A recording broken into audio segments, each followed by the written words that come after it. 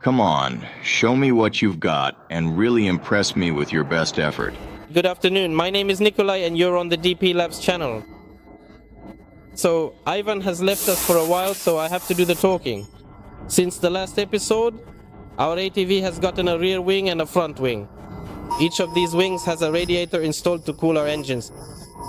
The radiators were originally oil radiators, but we're going to use them as water radiators. There's a small but notable nuance with the steering system. Watch out, watch out, watch out. The steering wheel itself is actually from a motorcycle. We've added another wheel here. It's about twice as hard to turn the steering wheel now. There are two options.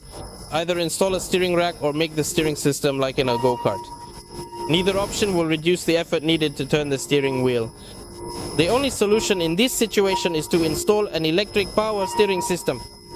But since there's no internal combustion engine and instead there's a battery, a 70 to 80 volt battery, and all the electric power steering systems available on the market run on 12 volts.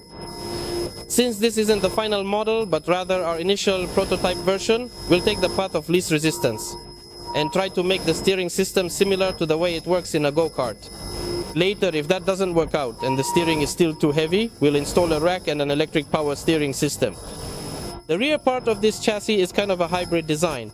There's a mount for the radiator there, and underneath there's a mount for a tow hitch. Basically, if you give it enough traction, it can pull just about anything.